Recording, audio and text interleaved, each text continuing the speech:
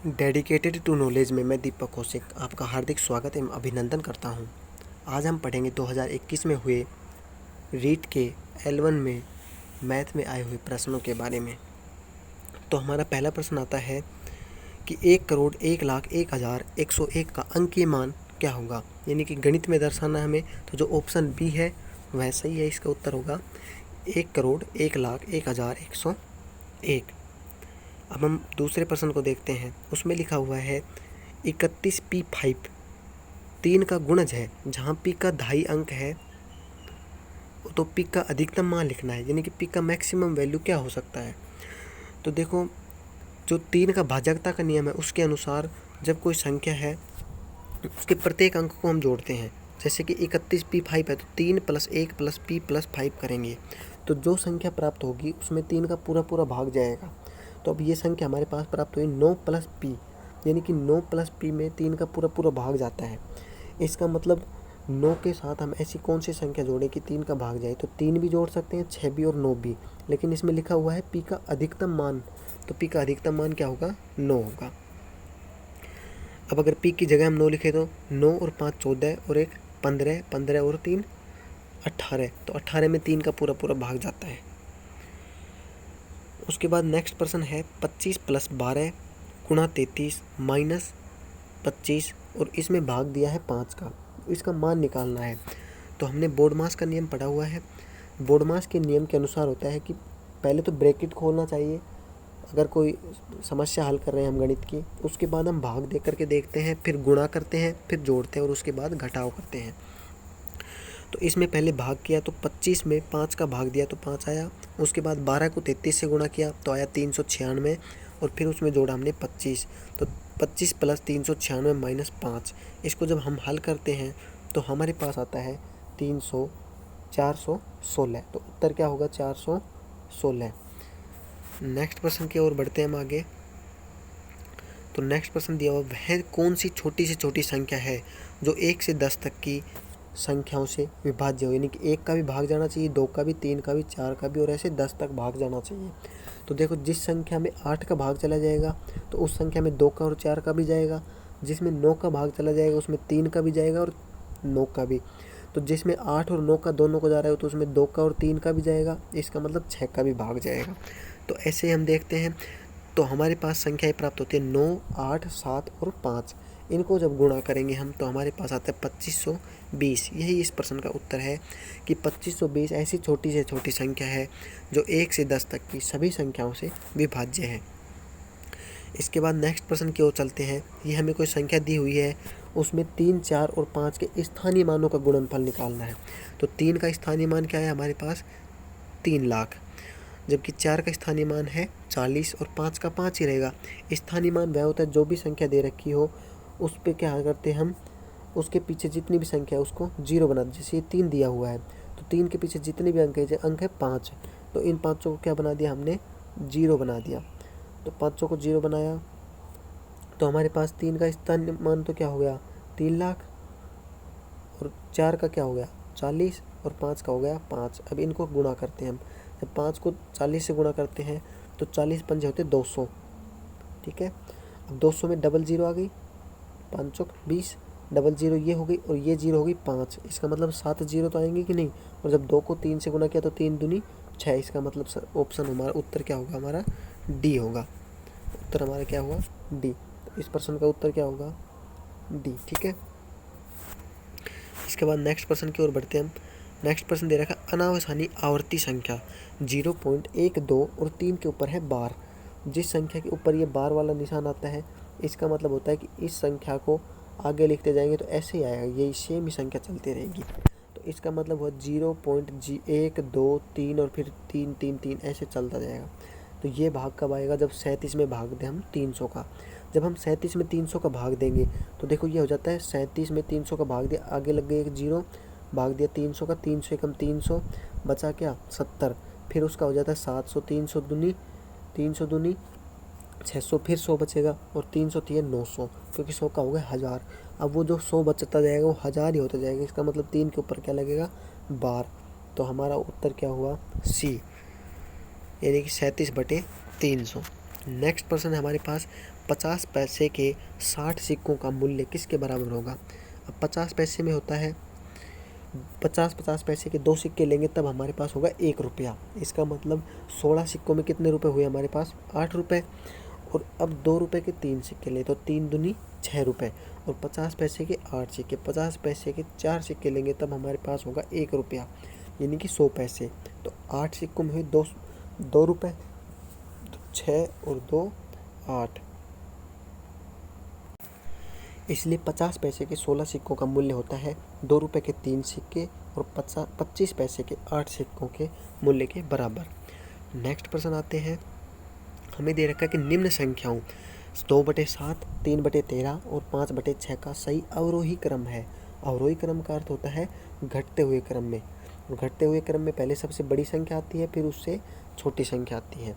तो अब हम जब 2/7 करते हैं यानी कि 2 में 7 का भाग देते हैं तो हमारे पास आता है 0.28। जब 3/13 यानी कि 3 में 13 का भाग देते हैं तो आता है हमारे पास 0.23। और जब 5/6 यानी कि 5 में 6 का भाग देते हैं तब हमारे पास आता है 0.8। अब देखो सबसे बड़ा तो क्या है 0.28 और 0.28 किससे आया 2/7 से। तो सबसे बड़ा क्या हो गया, सॉरी हाँ सबसे बड़ा है हमारे पास 0.8 और 0.8 आया हमारे पास 5/6 से। तो अब 5/6 यहाँ भी है और 5/6 यहाँ भी है, इसका मतलब ये दोनों ऑप्शन कैंसिल। अब आता है 0.28 और 0.28 मान है 2/7 का। इसके बाद आता है 2/7, तो ये 2/7 किस में ऑप्शन ए में। तो हमारा उत्तर क्या होगा ए। ठीक है,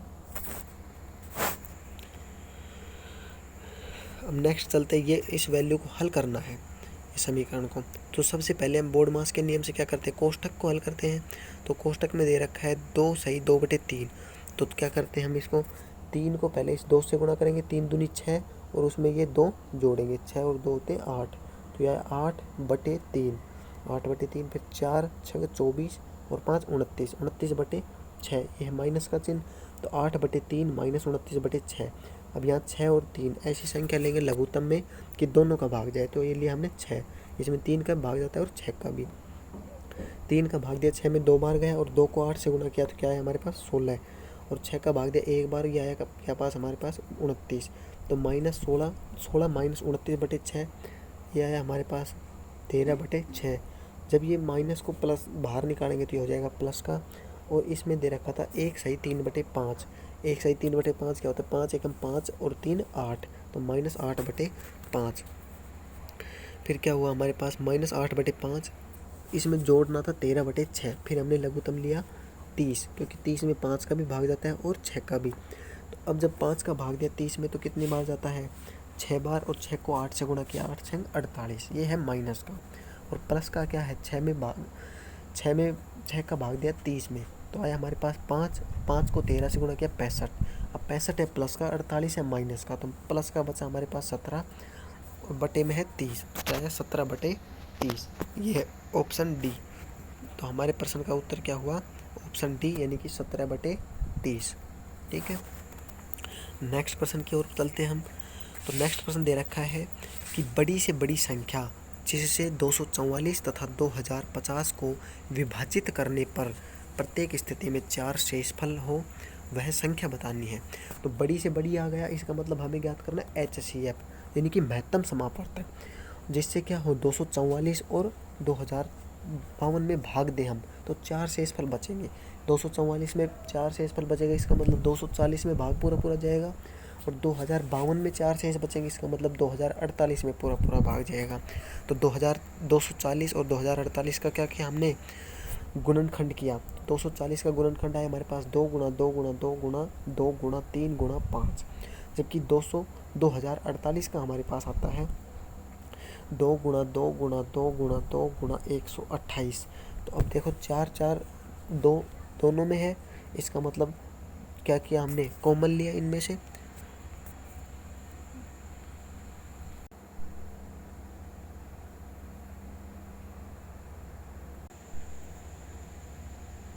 शायद यहाँ वीडियो रोका था और मैंने चलाना भूल गया था मैं ना।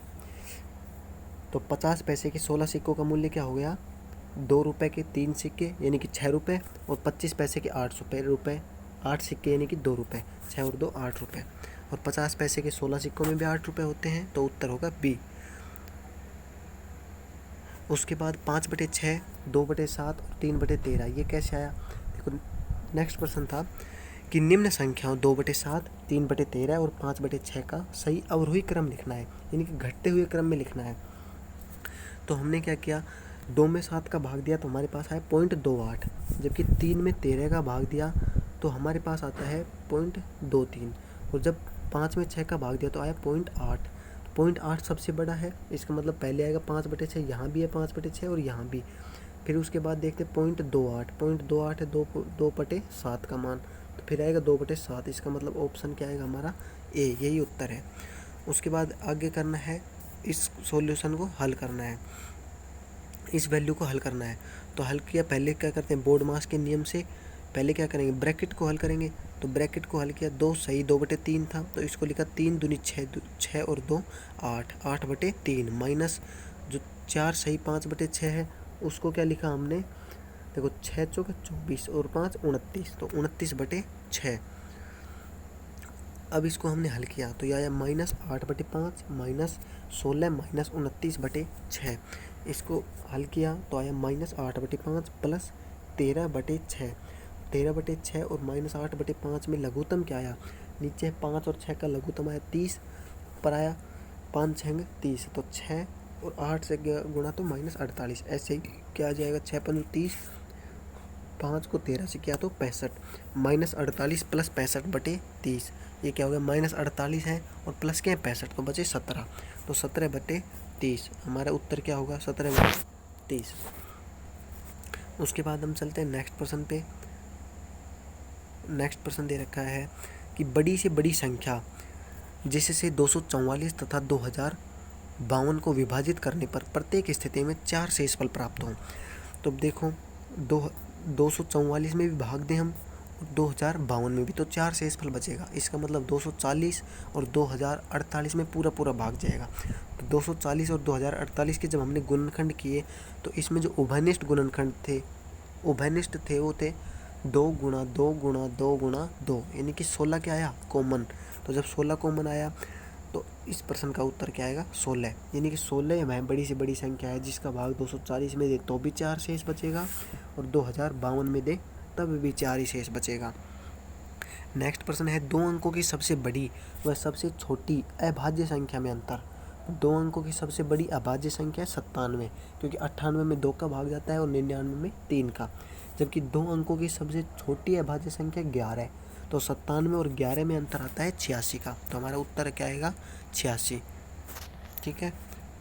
उसके बाद है नेक्स्ट प्रश्न, यदि 12 दर्जन पेनों का मूल्य 720 रुपये है तो 25 पेनों का मूल्य क्या होगा। 12 दर्जन यानी कि 12 गुणा 12 पेनों का मूल्य, यानी कि 144 पेनों का मूल्य है 720 रुपये, तो 25 पेनों का मूल्य कितना होगा। अब 720/144 करेंगे तो हमारे पास आ जाएगा 1 पेन का मूल्य, और 1 पेन के मूल्य को 25 से गुणा करेंगे तो हमारे पास आएगा 25 पेनों का मूल्य, जो हुआ हमारे पास 125 रुपये। ठीक है। नेक्स्ट प्रश्न पे चलते हैं। 5 छात्रों का औसत भार 40 किलोग्राम है। यदि उनमें से एक छात्र जिसका भार 50 किलोग्राम है छोड़कर चला जाए तो शेष छात्रों का औसत भार बताना है। तो कुल भार बटे 5 किया तो हमने आया 40, यानी कि औसत 40 था, तो अब 40 को 5 से गुणा किया है 200, तो 200 में से 50 किलोग्राम का एक लड़का चला गया छोड़ के, तो अब वजन बचा हमारे पास 150 किलोग्राम और लड़के बचे 4, तो 150 में 4 का भाग देता है 37.5, तो हमारा उत्तर होगा 37.5। ठीक है। नेक्स्ट प्रश्न की ओर चलते हैं हम, कलर चेंज कर लेते हैं एक बार। नेक्स्ट प्रश्न है, एक वस्तु का 10% लाभ से विक्रय मूल्य यानी कि जिस मूल्य में बेची जाती है 330 रुपये है, 330 पर बेचेगी, लेकिन लाभ क्या हुआ 10% का, तो वस्तु का क्रय मूल्य बताना है कि खरीदी कितने में थी। तो x गुणा 110/100 क्यों किया, क्योंकि 10% लाभ हुआ, इसलिए हमने क्या किया 110/100। अगर हानि होती तो हम क्या कर देते 90/100 करते। तो x का 110/100 किया तो हमारे पास आया 330, तो x का मान क्या हुआ 330 गुणा, इधर क्या था 10/100, और दूसरी तरफ जाएगा तो क्या हो जाएगा 100/10, उल्टा हो जाएगा कि नहीं, 110/100 था तो ये हो गया। अब 0 से 0 कैंसिल तो 10/11, तो x का मान क्या आ गया हमारे पास 300, तो उत्तर क्या आएगा 300। नेक्स्ट प्रश्न है, एक विद्यालय में श्रमदान शिविर में लगभग कितने 12 छात्र हैं 7 घंटे सफाई करते हैं, यानी कि 12 गुणा 7 84 भाग काम करते हैं। यदि उतना ही काम 6 घंटे में साफ करना हो तो कितने छात्रों की ज़रूरत पड़ेगी। देखो 12 गुणा 7 क्या हुआ 84 भाग। अब 6 गुणा x, यानी कि अब संख्या बढ़ानी है हमें बच्चों की, x गुणा 6 करेंगे तो भी काम तो कितना उतना ही है 84 भाग तो 84 साफ करने हैं ना, तो x बराबर हुआ 84/6 यानी कि 14 छात्र। इसका मतलब यदि 6 घंटे में वो ग्राउंड साफ करना है ना तो हमें 14 छात्र लगाने पड़ेंगे तब जाके वो साफ होगा। अब नेक्स्ट प्रश्न की ओर बढ़ते हैं हम। नेक्स्ट प्रश्न था, पी ने 9,000 रुपये का ऋण लिया यानी कि कर्जा लिया और 8.5% साधारण ब्याज दर पर, दर दे रखी 8.5%, 2 वर्ष 8 माह के लिए लिया, तो उसे कितनी राशि लौटानी पड़ेगी। कितनी राशि, कुल राशि। कुल राशि का मतलब हो गया मिश्र धन बताना है, और मिश्र धन आता है ब्याज प्लस मूलधन के, यानी कि मिश्र धन बताना है तो ब्याज प्लस मूलधन आएगा। अब हम पहले निकालते हैं ब्याज। ब्याज होता है मूलधन गुणा समय गुणा दर बटे 100 के। इसमें मान रखा मूलधन है 9,000 रुपये, समय है 2 वर्ष 8 माह, 1 वर्ष को हम 12 माह बटे 12 माह भी लिख सकते हैं। ऐसे ही 2 वर्ष को 24 माह बटे 12 माह लिख सकते हैं, और 2 वर्ष 8 माह को क्या लिख सकते हैं 24 और 8 32 माह बटे 12 माह। तो हमने वही किया, यहाँ पे 32/12 लिखा, इसका मतलब क्या हुआ 2 वर्ष 8 माह, गुणा क्या 9,000 गुणा मूलधन गुणा समय गुणा दर, दर की जगह क्या 8.5, पॉइंट हटा के नीचे भाग दे दिया 10 का बटे 100। तो अब इसको हल किया तो क्या है हमारे पास 2,040 रुपये, ये क्या है ब्याज है, जबकि मूलधन क्या है 9,000। 9,000 में 2,040 जोड़ेंगे तो 9 और 2 11,040, और 11,040 क्या है मिश्र धन, क्योंकि मिश्र धन क्या होता है मूलधन प्लस ब्याज के। बहुत से बच्चों ने क्या कर दिया था शुरू में 2,040 देखते ये निशान लगा देते, वो गलत हो गया, क्योंकि इसने ब्याज पूछा नहीं था, इसने पूछा था कुल कितनी राशि, यानी कि टोटल कितने रुपए पूछाएगा, कुल टोटल कितने रुपए जमा कराएगा, ये प्रश्न था। इसलिए प्रश्न को थोड़ा ध्यान से पढ़े है ना। अब नेक्स्ट प्रश्न है, एक 12 सेंटीमीटर गुणा 4 सेंटीमीटर के आयताकार कागज को मोड़कर एक 4 सेंटीमीटर ऊंचाई का बेलन बनाया गया। इस बेलन का वक्र पृष्ठ का क्षेत्रफल क्या होगा। बेलन का क्षेत्रफल होता है 2πr/h। बेलन का क्षेत्रफल होता है वो होता है 2πr/h। इसने h क्या दे दिया 4 सेंटीमीटर, यानी कि 4 सेंटीमीटर ऊंचाई, तो h की जगह तो क्या आ गया 4 सेंटीमीटर। अब 2πr, जब क्या किया है इसने, देखो यहाँ पे पहले क्या दे रखा था हमें, ये दे रखा था आयत। अब इस आयत को मोड़कर ही तो उसने क्या बनाया है एक बेलन बनाया है, ठीक है, ये बनाया है बेलन। तो अब इस आयत की जो ये लंबाई थी 22 सेंटीमीटर, ये किस में बदल गई उसकी परिधि में। 2πr का मान क्या हो गया, देखो 2πr में क्या बदल गई, इसकी जब परिधि थी ना 2πr, वो क्या हो गई 22 सेंटीमीटर, ऊंचाई क्या है 4, तो बेलन का क्षेत्रफल क्या होता है 2πr/h के। तो 2πr की जगह तो हो गया 22 और h के गुणा कर दिया 4 से, तो 22 चौक होता है 88, तो उत्तर क्या होगा 88 सेंटीमीटर स्क्वायर के। अगर इसको अधिक बारीकी से पढ़ना है तो इसका लिंक मैं इसमें दे दूंगा डिस्क्रिप्शन में, और कमेंट बॉक्स में भी पिन कर दूंगा, उसको देख लेना। हमने जो ज्यामिति की क्लास कराई थी लगभग 1 साल पहले, उसमें ये बताया हुआ है बिल्कुल कि मोड़ करके दिखाया हुआ है कि आयत से बेलन कैसे बनता है ना। उसके बाद नेक्स्ट प्रश्न ये दिया हुआ था, इसमें मान ज्ञात करना था हमें, कुछ कोण तो दिए हुए थे, देखो प्रश्न ने रखा है, प्रश्न पढ़ते हैं पहले। दिए गए चित्र में रेखाएं AB और CD O पर प्रतिच्छेद करती हैं, किस बिंदु पर प्रतिच्छेद करेंगी O बिंदु पर। ये हो गई AB और ये हो गई CD, ठीक है, काटा कहाँ पे O पे। यदि OE व OF क्रम से BOD और COB, ये हो गया, एक तो हो गया OE, एक हो गया OF, ये OE और ये OF। अब ये जो OF है ये तो हो गया इसका समद्विभाजक, यानी समान 2 भागों में बांट रहा है, और एक इसको समान 2 भागों में बांट रहा है।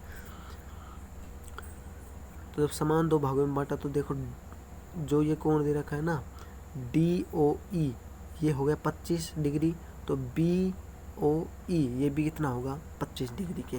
तो COF और BOF ये कोण भी दोनों क्या होंगे, बराबर होंगे। जबकि हमने अभी तक पढ़ा है कि एक जो लाइन होती है ना वो 180 डिग्री की होती है। मान लो ये C और D लाइन है 180 डिग्री की होगी, तो अब इसमें ये 25 और 25 50 डिग्री का, तो ये कोण हो गया, पूरा होता है 180 डिग्री का। 180 डिग्री में से 50 घटाया तो ये कोण हो गया कितना, 30 डिग्री का। अब जो ये वाला कोण दिख रहा है ना, ये वाला कोण ये है कितना, 25 और 25 50, तो ये हो गई। अब ये बचा 130 का कोण BOC। हमें पूछा क्या है, कोण COF, कोण COF, ये है C, ये O और ये F। ये पूरा तो था कितना 130, तो ये कितने का बचेगा, 65 डिग्री का। यही था प्रश्न। नेक्स्ट प्रश्न है, एक वर्गाकार मैदान का क्षेत्रफल, मैदान कैसा है, वर्ग के आकार का, क्षेत्रफल है 6400 वर्ग मीटर। एक व्यक्ति द्वारा इस मैदान की परिमिति पर, परिमिति होता है परिधि पर, 5 चक्कर लगाने पर कितनी दूरी तय की जाएगी। तो वर्ग का क्षेत्रफल होता है भुजा गुणा भुजा, यानी कि भुजा स्क्वायर। वर्ग का क्षेत्रफल दे रखा है 6400 वर्ग मीटर, तो क्या लिखेंगे हम, 6400 का रूट भुजा स्क्वायर, वर्ग का क्षेत्रफल होता है भुजा स्क्वायर, तो भुजा स्क्वायर होगा, तो भुजा का मान क्या आएगा, क्षेत्रफल का रूट, तो क्या होगा, क्षेत्रफल का रूट 6400 का रूट, 6400 का रूट होता है 80 मीटर, तो एक भुजा क्या आ गई वर्ग की 80 मीटर, और चारों भुजाओं को जोड़ेंगे तो क्या होगा, 8 8 16 8 24 8 चौक 32, यानी कि 320 मीटर। ये क्या हो गया, एक चक्कर हो गया वर्ग का। और लगाने कितने चक्कर है हमको, 5 चक्कर। कितने चक्कर लगाने हैं, 5 चक्कर। एक चक्कर कितना होता है, 320 मीटर का, 5 चक्कर कितने होंगे, 1600 मीटर के। तो 1600 मीटर को क्या लिखेंगे हम, 1.6 किलोमीटर। ठीक है, उत्तर आया 1.6 किलोमीटर। इसके बाद नेक्स्ट प्रश्न है, 2 मीटर गुणा 1.5 मीटर गुणा 1 मीटर नाप के पानी के टैंक को एक नल द्वारा 20 लीटर प्रति मिनट की गति से भरने में समय कितना लगेगा। अब देखो इसको गुणा करते हैं हम, 2 मीटर गुणा 1.5 मीटर, 1.5 दूनी होता है 3, और 3 को 1 से गुणा किया 1, तो 3, तो क्या आएगा 3 मीटर क्यूब, क्योंकि 3 मीटर आ गए, मीटर गुणा मीटर तो मीटर क्यूब, तो 3 मीटर क्यूब। 1 मीटर क्यूब में होता है 1000 लीटर, 1 मीटर क्यूब में क्या होता है 1000 लीटर, तो 3 मीटर क्यूब में क्या हो गया 3000 लीटर। और हमें कितना भरना, देखो 20 लीटर प्रति मिनट की गति से, यानी कि 1 मिनट में 20 लीटर भरता है, 20 लीटर भरता है 1 मिनट में, तो 1 लीटर कितने मिनट में भरेगा, 1/20 मिनट में। और 3000 लीटर कितने मिनट में भरेगा, 3000 गुणा 1/20। जब ये किया तो हमारे पास मिनट कितनी आई, 150 मिनट। 150 मिनट में टाइम होता है 2 घंटे 30 मिनट, तो ऑप्शन क्या आएगा हमारे पास, डी। तो इसका उत्तर क्या हुआ, ऑप्शन डी। अब नेक्स्ट प्रश्न की ओर चलते हैं हम। 20 मीटर लंबी, 5 मीटर ऊंची और 50 सेंटीमीटर मोटी दीवार जिसके 2 दरवाजे 2 मीटर गुणा 1.5 मीटर माप के हैं, बनाने में 25 सेंटीमीटर गुणा 16 सेंटीमीटर गुणा 10 सेंटीमीटर माप की कितनी ईंटों की आवश्यकता होगी। अब देखो 20 मीटर लंबी, 5 मीटर ऊंची और 50 सेंटीमीटर मोटी दीवार है। अब दीवार तो है कैसी, 20 मीटर तो क्या है लंबी, और ऊंची कितनी है 5 मीटर, ठीक है। और उसके बाद मोटाई क्या दे रखी है उसने, मोटाई दे रखी है 50 सेंटीमीटर के, यानी इस तरह से क्या बन गया, घनाभ बन गया कि नहीं। और इसमें क्या करना है उसको, गेट भी तो छोड़ने दो, ये एक तो गेट छोड़ दिया यहाँ पे, एक गेट छोड़ दिया यहाँ पे, जब यहाँ से और यहाँ से गेट हटाएगा इसका मतलब दीवार में ईंटें नहीं लगेंगी ना, इस जगह ईंटें बच जाएंगी, तो वही कर रहा है। तो उसमें ईंटें कितनी लगाएगा वो,